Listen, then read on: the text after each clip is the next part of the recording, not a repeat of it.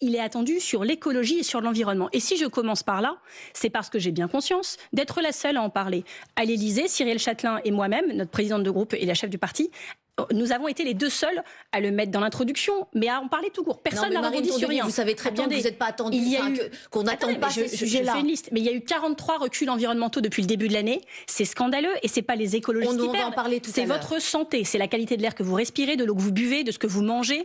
C'est votre santé. Mais et voilà, la survie de l'humanité. Sur ces sujets-là, qu'est-ce qu'il vous faut si ça intéresse quelqu'un? Deuxièmement, sur l'environnement, quelque chose, ce qu'il veut. On lui a donné 50 choses, ne serait-ce que de respecter la loi, par exemple, sur des arrêtés de chasse, où aujourd'hui les préfets sont dans l'illégalité et sont des multirécidivistes parce qu'on les suit de département en département au fur et à mesure de leur mutation. Ils font des choses illégales. On met 3 ans à les faire interdire par la justice. Non mais Marie Tondelier, c'est important ce que vous nous dites, mais c'est pas sur ça qu'on fait tomber un gouvernement. Nous demandons le rétablissement des... que des ministres respectent la loi et des préfets respectent la loi, ça me paraît la base dans un état de droit. Donc s'il n'y a pas quelque chose sur les arrêtés de chasse, vous votez la censure? Sur la légalité de ce qu'ils font. Non, mais on va juste aussi sur la question des droits humains, c'est la même chose. Sur la question des droits humains, aujourd'hui, le délai de traitement des titres de séjour de personnes étrangères qui travaillent en France, et d'ailleurs, ça met dans l'embarras les entreprises elles-mêmes, les délais ne sont pas respectés. Donc la censure est automatique. Nous demandons que les ministres respectent la loi. Alors, vous avez l'air de trouver que c'est une montagne, je trouve ça normal.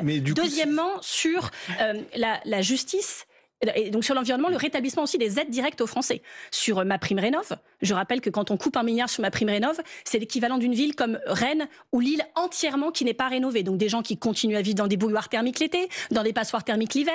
C'est les enfants qui ont du mal à faire les devoirs, c'est des maladies, c'est de l'anxiété. C'est la liste du PS, c'est la liste des autres. Non, alors le PS, je n'ai pas entendu parler d'environnement. Je n'ai pas entendu parler d'environnement, le PS. Je demande aussi le rétablissement des aides sur le leasing automobile. Est-ce que les Français qui n'ont pas les moyens de changer de voiture, on les aidera à le faire pour aussi alléger leur facture de carburant en faisant des recharges électriques.